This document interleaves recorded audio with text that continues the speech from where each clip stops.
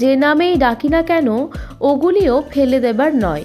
ওরা বস্তা ভর্তি তুষ ফেলে দিচ্ছে চলমান বেল্টের ওপর। এরপর বিভিন্ন দানবাকৃতি মেশিনগুলি টেনে নিয়ে বিভিন্ন স্তরে ওদের মানে তুষের ভাণ্ডারকে ফেলে পেশাই করে বের হচ্ছে তেল।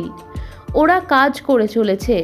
মেশিনের ঘর ঘর শব্দ জানিয়ে দিচ্ছে আর দেরি নেই তেল হতে। ডিরেক্টর থেকে শ্রমিক, ইঞ্জিনিয়ার, ম্যানেজার সকলের তখন হাঁপ ফেলার সময় নেই। কাজ কাজ আর কাজ। সমানে পরিশ্রম করে চলেছেন। উৎপাদন যত বাড়বে হাসি ফুটবে সকলের। জনা 100-র ওপর লোক প্রতিদিন প্রতি মুহূর্তে পরিশ্রম করে চলেছেন। এ যেন 7 রাজার ধন এক মানিক। হ্যাঁ, মানিকই তো। তুষ বা কুঁড়ো জন্ম দিচ্ছে তেলের। এ যে অবিশ্বাস্য, সত্যি অবিশ্বাস্য। তুষ থেকেও যে তেল বেরোতে পারে কখনো কি ভাবা গিয়েছিল? মোটেই না। তবুও স্বাস্থ্যকর এই উৎপাদন এখন নজর কেড়েছে হেসেলে। তবে জাপানিরা যা স্বাস্থ্যের কথা ভেবে আপন করে নিয়েছে, আমরা তা পারছি কই? তবুও রান্নার 5 মেশালিতে তেলটি দিলে ধোঁয়া ওড়ে না। সেইভাবেই উৎপাদন করছেন ওরা।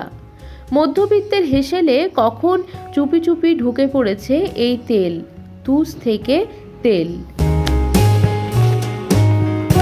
পূর্ব বর্ধমানে রাজ্যের মধ্যে সবচেয়ে বেশি ধান উৎপাদন হয়, যার জন্য পশ্চিমবঙ্গের খাদ্য ভাণ্ডার বা শস্যগোলা বলা হয় এই জেলাকে। সেই সূত্রে চাল উৎপাদনেও সবচেয়ে এগিয়ে। আর সেই ধান থেকে চাল তৈরিতে রাইস মিলে পড়ে থাকে তুষ বা কুঁড়ো। আর ওই কুঁড়ো থেকে কয়েক লক্ষ টন ভোজ্য তেল উৎপাদন হয় পূর্ব বর্ধমান জেলায়। যে শিল্পের পোশাকি নাম সলভেন্ট প্ল্যান্ট। পশ্চিমবঙ্গের বর্ধমান জেলাতে রয়েছে প্রায় 500টির মতো রাইস মিল। সেখানে চাল ভাঙানোর পর পড়ে থাকা তুষ চলে যায় সলভেন্ট প্ল্যান্টে। আগে যেখানে গ্রাম বাংলার মাটির তৈরি চুলোয় রান্না করে তুষ ব্যবহার করা হতো জ্বালানি হিসাবে, সেখানে সেই জামানা শেষ। এখন ধানের কুঁড়ো থেকেই হয় রাইস ব্র্যান বা পুষ্টিকর ভোজ্য তেল। সারা বছর এ নিয়ে হাজার হাজার কোটি ব্যবসা চলে। আছে কর্মসংস্থানের সুযোগ সুবিধা।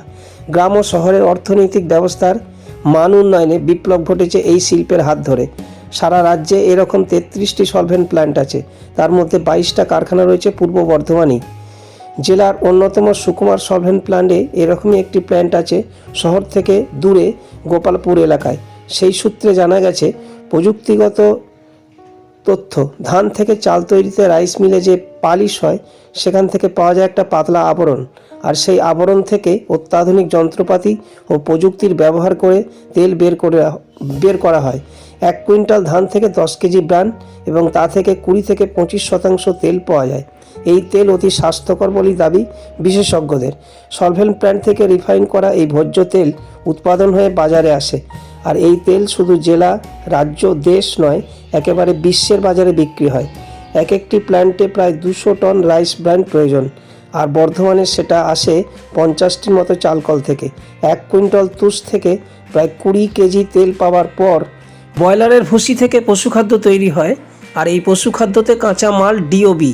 যদিও এই ডিওবি নিয়ে মাথা ব্যথা এই শিল্পের। সলভেন্ট প্ল্যান্টের যে ভুসি অর্থাৎ ডিওবি থেকে পশুখাদ্য উৎপাদন হয় সেটারই দীর্ঘদিন রপ্তানি বন্ধ। সেটা নিয়ে সারা ভারত তথা পশ্চিমবঙ্গের মূল ব্যবসা সলভেন্ট প্ল্যান্ট শিল্পের। কোনো কারণ ছাড়াই এক্সপোর্ট বন্ধ আছে দীর্ঘদিন ধরে। বর্তমানে ডিওবি রাখার জন্য সলভেন্ট প্ল্যান্টগুলিতে প্রায় আর জায়গা নেই। আর এই অবস্থায় বেশিরভাগ রাইস ব্র্যান অয়েল কারখানায় চরম সংকট দেখা দিয়েছে। এই ব্যবস্থা বন্ধ হয়ে যাওয়ায় পশুখাদ্যের ঘাটতি হওয়ার সম্ভাবনা রয়েছে। লোকসান বাড়ছে কুঁড়ো থেকে ভোজ্য তেল উৎপাদন কারখানাগুলোতে। এর জন্য অবিলম্বে এক্সপোর্ট তুলে নেবার জন্য দাবি জানিয়েছে all India solvent extract association of India. তবে এভাবে চলতে থাকলে এই শিল্পে ঘোর সংকট নেমে আসতে চলেছে বলে আশঙ্কা প্রকাশ করা হয়েছে। এর ফলে একদিকে কয়েক হাজার কর্মীর ভবিষ্যৎ তো বটেই, জেলা তথা রাজ্যের অর্থনীতিতে এর প্রভাব পড়তে পারে বলে দাবি। আমরা কাজ করছি এখানে রাইস ব্র্যান অয়েলের ওপরে। রাইস ব্র্যান যেটা হয় সেটা থেকে তার মধ্যে তেল থাকে 20 থেকে ধরুন 28% অবধি তেল থাকে। এই তেলটাকে আমরা প্রথমে এক্সট্রাক্ট করি সলভেন্ট এক্সট্রাকশন প্ল্যান্ট থেকে। ওখানে আমরা হেক্সিন ইউজ করি। হেক্সিন ইউজ করে ক্রুড তেলটা যেটা অয়েল সেল থাকে তাকে বার করে ওই তেলটা আমাদের যে ক্রুড অয়েলটা, ক্রুড রাইস ব্র্যান অয়েল, ওটা আমাদের এই ফার্স্ট ইউনিটে বার করা হয়। সেকেন্ড ইউনিট থেকে ওই ক্রুড তেলটা এসে আমরা রিফাইন করি।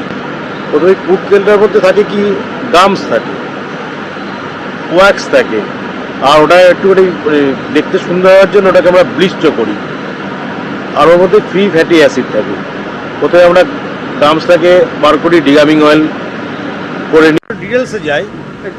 রাইস ব্র্যানটা যে এলো, এটার মধ্যে আমরা হেক্সিন চার্জ করলাম।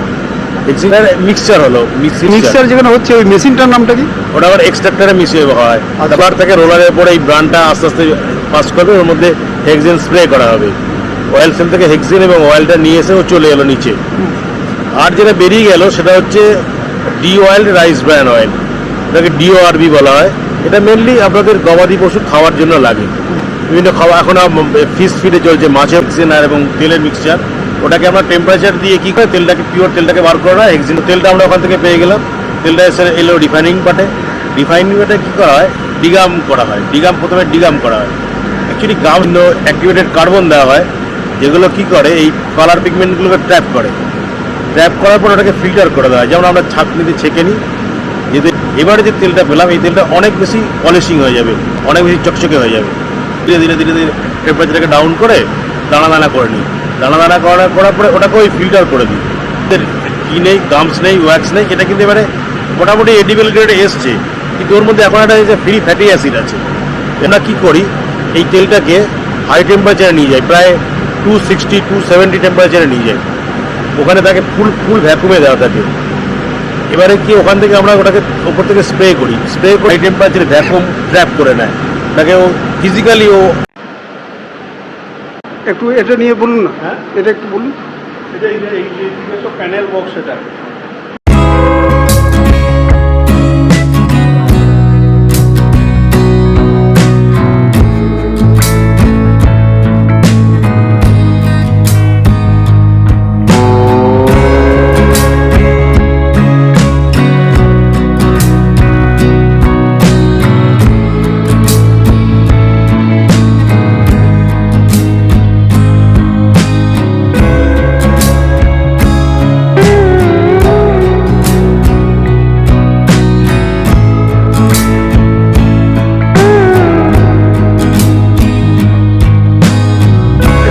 এই প্ল্যানটা সম্বন্ধে। আমাদের প্রথম আমরা সোলার প্ল্যান্ট করেছিলাম। সোলার প্ল্যান্ট 2005-এ আমাদের চালু হয়েছে। আর সোলার প্ল্যান্ট চালু হওয়ার পর 2008 সালে আমরা এই oil refinery, rice oil refinery লাগাই। আর 2008 থেকেই আমাদের ক্রমশ রিফাইনারি, অয়েল রিফাইন চলছে। আর আমরা চেষ্টা করি যে আমরা ভালো কোয়ালিটি রাইস অয়েল করি আর এখানকার লোককে উপলব্ধ করাই, লোকে দিতে পারে। এটা কত দূর পর্যন্ত যায় আপনাদের? আমাদের তেল এখন দেখুন, রাইস অয়েল অ্যাকচুয়ালি ডিমান্ড মানে খুব মার্কেটিং, খুব প্রচার নেই। যেমন আপনার সয়াবিন বা অলিভ তেলের যেমন প্রচার আছে, রাইস অয়েলের প্রচার কম আছে। তার জন্য মার্কেট সারা ইন্ডিয়াতেই আছে, কিন্তু প্রোডাকশন হয় এখানে লোকালে চলে, বা এখান থেকে বিহার যায়, এখান থেকে আপনার ওই আসাম ওদিকেও যায়, ঝাড়খণ্ড যায়, মানে বিভিন্ন স্টেটে যাচ্ছে। হ্যাঁ, বিভিন্ন স্টেটে যাচ্ছে। আমাদের স্টেটে কি এর ডিমান্ডটা কম বলছেন? না না, আমাদের স্টেটেও ম্যাক্সিমাম যায়। আমাদের এই যে নিজের প্রোডাকশন আছে, মোটামুটি 90% বা 95% আমাদের ওয়েস্ট বেঙ্গলই আমাদের খপত আছে। আর বাকি 5% আদার প্রভিন্সে লোক নিয়ে যায়। এবং ডিওক্স যেটা হলো, ওই তেলটা এলো, ওই তেলটাকে টেম্পারেচার দিয়ে আমরা আরও টেম্পারেচার জন্য এখানে নিয়ে যাই। এখানে কি করা হয়, এটা হাই টেম্পারেচারে অয়েল ঘুরছে আলাদা করে, সেটাকে আমরা বলি থার্মো ফ্লুইড অয়েল, যার টেম্পারেচার প্রায় 280 থাকে। ওই তেলটা কয়েলের মধ্যে ঘোরে, ওর সঙ্গে কন্ট্যাক্ট হয়ে, কয়েলের সঙ্গে কন্ট্যাক্ট হয়ে আমাদের এই রাইস ব্র্যান অয়েল তেলটা গরম হয়। গরম হয়ে যাওয়ার পরে এখানে বিভিন্ন স্টেজ আছে। তেলটাকে একবারে না নিয়ে এসে আমরা ধীরে ধীরে নিয়ে আসি, যাতে অনেকক্ষণও, কারণ অনেকটা টাইম ধরে ওই আন্ডার ভ্যাকুমে এবং হাই টেম্পারেচার থাকতে পারে। থাকার পরে কী হবে, ওই প্রতিটাকে সমস্ত অ্যাসিড,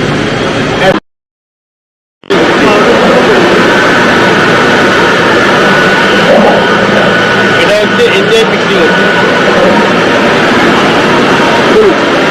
আঙুলটা দিয়ে রাখবে, এখান দিয়ে তেলটা ক্রুড তেল এখানে আসছে। ফ্লোমিটার আছে, ফ্লোমিটার দেখাচ্ছে কত লাইন, কত লিটার পার আওয়ার আসছে। আসার পরে তেলটা এখানে ইঞ্জিনে মিক্স করা হচ্ছে। এখানে ইঞ্জিন মিক্স করা হচ্ছে। ইঞ্জিনে মিক্স করার পরে এটা যাচ্ছে আমাদের রিটেনশন ট্যাঙ্কে, যেখানে আমরা টাইম দেবো ইঞ্জিনটার সঙ্গে রিয়াক্ট করার জন্য তেলটা। ইঞ্জিন মিক্স করার পরে এখানে আসছে তেলটা, তো এখানে একটা স্লো ওটাকে জেন্টেল এটাকে মিক্সিং দেওয়া হয়। মিক্সিং দেওয়ার পরে এটাকে ডিটেনশন দেওয়া হয়, যেন ইঞ্জিনটা রিয়াক্ট করার জন্য প্রায় 6 থেকে 8 ঘন্টা সময় দেওয়া হয় বিভিন্ন ভেসেলে ওভারফ্লো করে নিয়ে গিয়ে, যাতে প্রপার রিয়াক্ট করতে পারে। সেকশন, এই যে তেলটা ডিগাম অয়েলটা পেলাম, এর মধ্যে অনেক কালার ইম্পিউরিটিস থাকে, দেখতে একটু লালচে লালচে হয়, যেটাকে আমরা নিজেদের পছন্দ মতো কালার তৈরি করে নেব।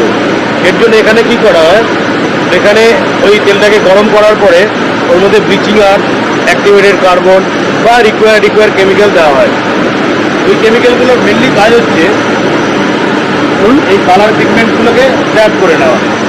কালার পিগমেন্টগুলো ট্র্যাপ করে নিয়ে বিভিন্ন স্টেজে ওই প্রথমে তেলটাকে হিট করা হলো, একটু অ্যাসিড দিয়ে একটুখানি অ্যাসিডিক করা হলো, তারপরে তেলের সঙ্গে রিয়াক্ট করার জন্য টাইম দেওয়া হলো।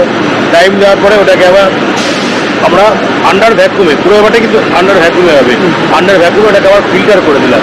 ফিল্টার কীভাবে করি, এখানে স্টিলের জালি থাকে, কারণ আমরা কাপড় ইউজ করি ছাকনার জন্য, এখানে স্টিলের ছাকনি থাকে, যাতে এমএসের সঙ্গে কোনো রিয়াক্ট না হয়। কারণ লোহার সঙ্গে গরম তেল রিয়াক্ট করলে একটু কালার বাড়তে পারে, এই কারণে আমরা আগে এমএসটাকে কালারটাকে সরিয়ে দিচ্ছে। আমরা এসএস ইউজ করি, স্টেনলেস স্টিল ইউজ করি। স্টেনলেস স্টিলের কাপড় আছে, ওই কাপড় দিয়ে এটাকে আমরা ফিল্টার করে দিই। এখান থেকে যে তেলটা পাবো সেটা হচ্ছে ব্লিচড অয়েল, ডিগাম পরে ডিগাম প্লাস ব্লিচ, ডিগাম প্লাস ব্লিচ, মানে এই তেলটার মধ্যে আর কোনো গামস নেই, আর কোনো কালার পিগমেন্টস নেই, মানে কালার বিহীন হয়ে বেরোচ্ছে। কালার বিহীন নয়, না কালার দিচ্ছেন আপনার পছন্দ মতো দিচ্ছেন না। কালার পুরো বাইরে করে কালার অ্যাড করি না।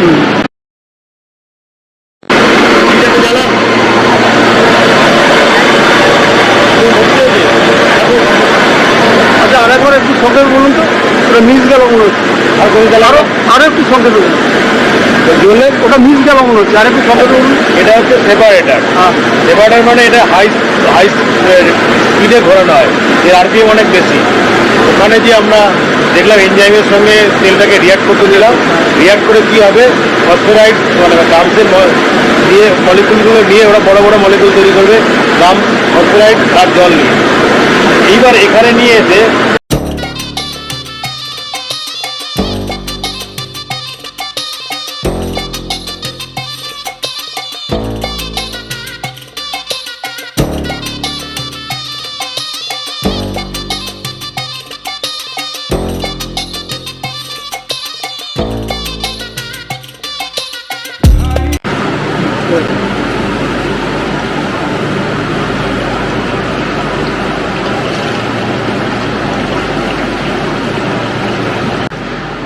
দেখুন এটা হচ্ছে এডিবল অয়েল গ্রেড। এইটা লাস্টলি এই প্রোডাক্টটা বেরিয়ে যাচ্ছে, এটা আমাদের খাওয়ার জন্য রেডি, খাবার জন্য রেডি। আমাদের খাওয়ার জন্য রেডি, এবং রিফাইন্ড রাইস ব্র্যান অয়েল, এবং এটা হচ্ছে হেলদিয়েস্ট অয়েল। এগুলো বর্জ্য তো? না না, এগুলো যেটা এক্সপোর্ট হবে না সেগুলো এইগুলো তো।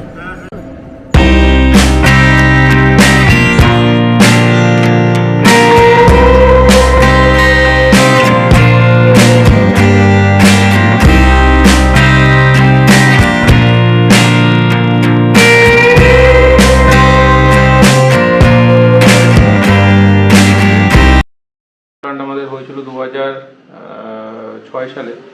তো এটা একটা এখান থেকে আমাদের রাইস ব্র্যান থেকে আপনার তেল উৎপাদন করার একটা ফ্যাক্টরি।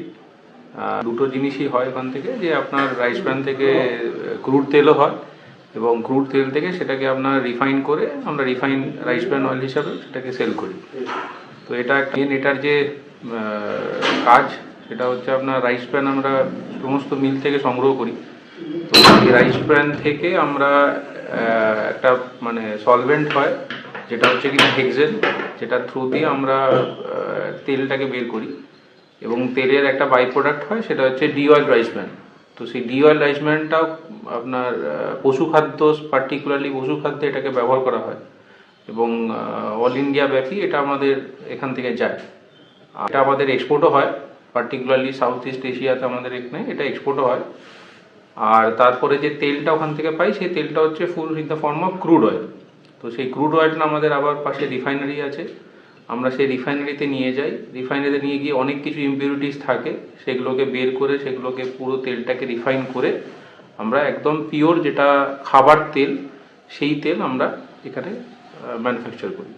মোটামুটি কত ওয়েস্টেজটা আর যেটা পশু খাদ্য তৈরি হয় আর কতটা তেল প্রতিদিন উৎপাদন হয়? তেল ধরুন মোটামুটি পক্ষে আমাদের উৎপাদন হয় প্রায় সলভেন্ট প্লান্টে মোটামুটি ক্রুড তেল যেটা সেটা উৎপাদন হয় ওই 50 টনের মতো, 50 টনস। আর যেটা পশু খাদ্য ডি অয়েল রাইস ব্র্যান্ড সেটা মোটামুটি 200 টনের মতো হয়। কতজন কর্মী এখানে কাজ করেন? এখানে আপনার মানে ডিরেক্ট এবং ইনডিরেক্ট মিলিয়ে প্রায় 100 জনের উপরে এখানে কাজ করে। ওগুলো কি ক্যাজুয়াল না পার্মানেন্ট? না, সবকিছু মিলিয়ে বলছি আর কি আপনার। আচ্ছা, ক্যাজুয়াল প্লাস পার্মানেন্ট সব নিয়ে আপনার অফিসিয়াল স্টাফ কজন আছে? অফিসিয়াল স্টাফ আছে আমাদের, অফিসিয়াল বলতে আমি বলছি ম্যানেজার একদম ইয়েতে মোটামুটি ধরুন 30 প্লাস।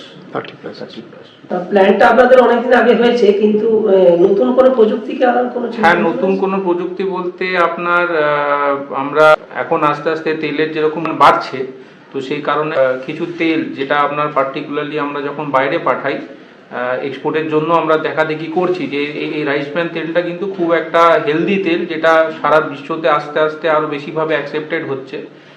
পার্টিকুলারলি জাপান খুবই একটা উন্নত দেশ, তো জাপানের কিন্তু কোনো এই রাইস ব্র্যান তেল ছাড়া কিন্তু ওরা কোনো তেল খায় না। তো আমরা কিছু টেকনোলজি ওখান থেকে আনার চেষ্টা করছি যে কীরকমভাবে ওরা আরও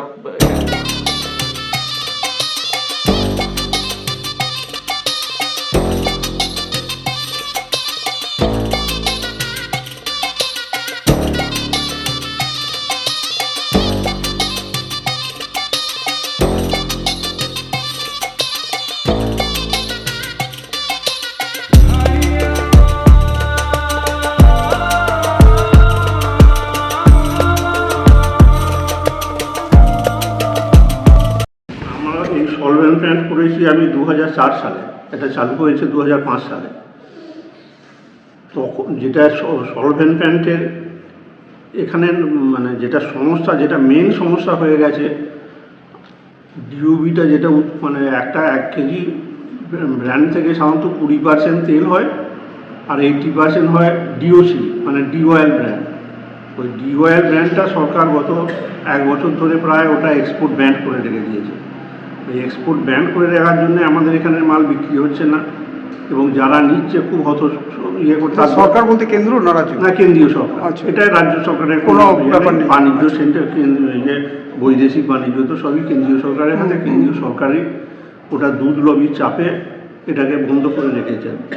এই বন্ধ করে থাকার জন্য দেখুন এত ডিওসি কোথায় যাবে।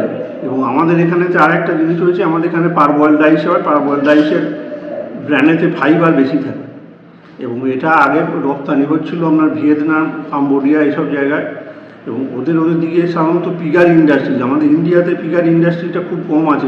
শুকর চাষটা আমাদের এখানেতে ইন্ডিয়ায় কম, তার ভিয়েতনাম বা ওদিকে শুকর চাষ বেশি থাকার জন্য আমাদের এই মালটা ডিমেন্ড হতো বা বিক্রি হয়ে যেত ওখানে।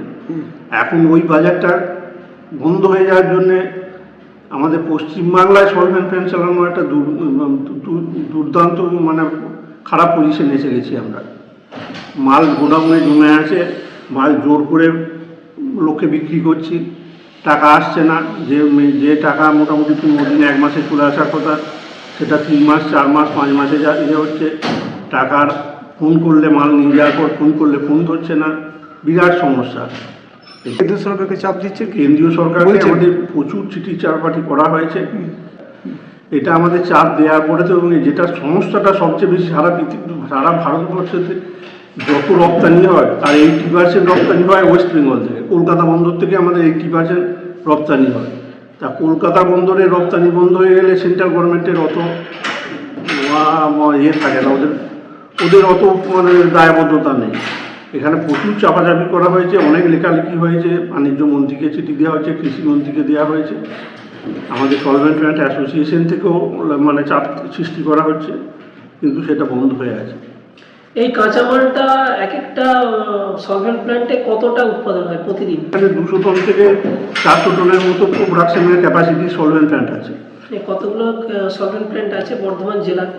বর্ধমান জেলাটাতে আমাদের এখন মোটামুটি 28টা সলভেন্ট প্ল্যান্ট আছে এবং সবাইকারই এই পরিস্থিতি এই ডিওসি হিসেবে হচ্ছে ডিওসিটা বাজারটা তো ভালো হয়, ব্যবসাগুলো চলে, আরও নতুন নতুন শিল্প কেউ করতে চায়, তারা আসে, কিন্তু এর জন্যই সবাই ভয়ে বন্ধ হয়ে আছে যে এটা এত ডিওবি বিক্রি করবো কোথায়।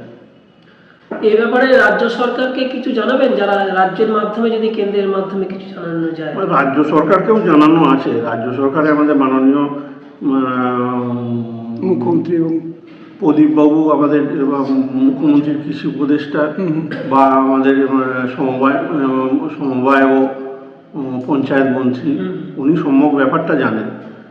উনি লেখালেখি করেছিলেন ওই গোবিন্দভোগ ধান আর এর জন্য দুটোতেই লেখালেখি করেছিলেন।